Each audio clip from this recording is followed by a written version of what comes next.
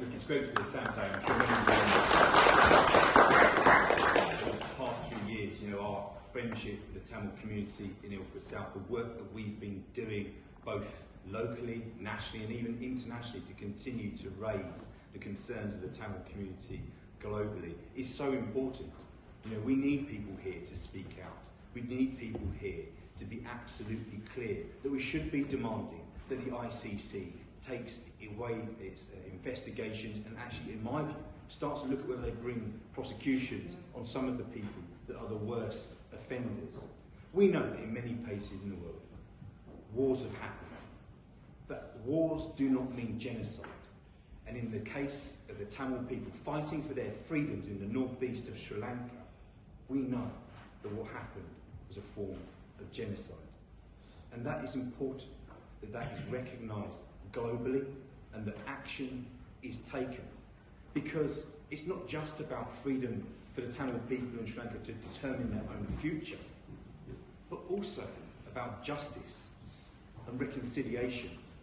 Because without recognition of those atrocities, and our government, a country that has for a long time had a strong relationship with that part of the world in its entirety, what we say in this House, what our government says, actually carries serious weight.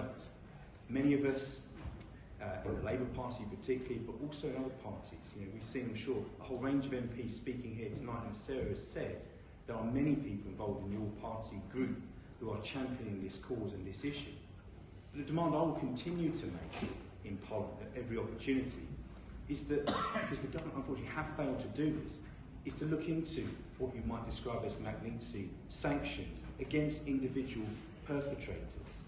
Because it's important that people are held to account for the history, the horrible history of what took place over so many years in Sri Lanka. And we know, with the arrest just a couple of weeks ago of a Tamil MP, for doing what?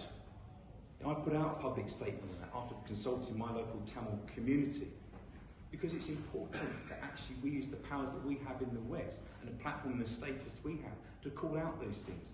Because that MP, in my view, was arrested for one single reason, that he was a Tamil standing up for justice, democratically elected and fighting peacefully for the freedoms of the Tamil people. And that is unacceptable, and that needs to be clearly taken from this House around the world.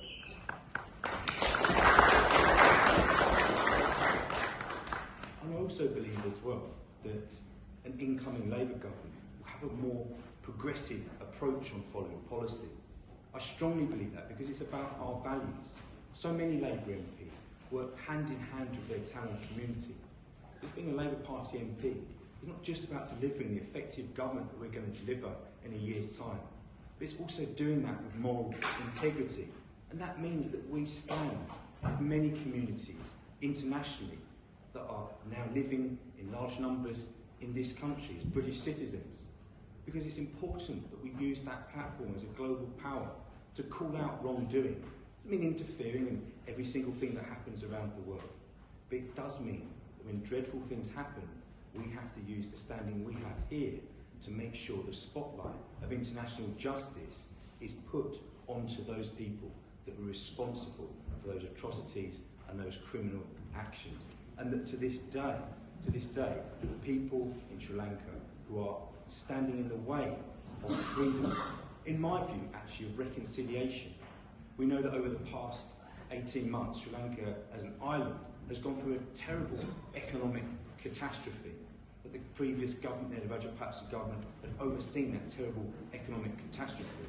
In my view, that is not an issue for just the Sinhalese, but an issue for every people on that island, every religion on that island. Because actually, what do we want? We want peace, we want self-determination, and we want justice for the horrors that were inflicted upon the Tamil people just for wanting their own corner of their island, that they would be able to, as their homeland, choose the destiny of.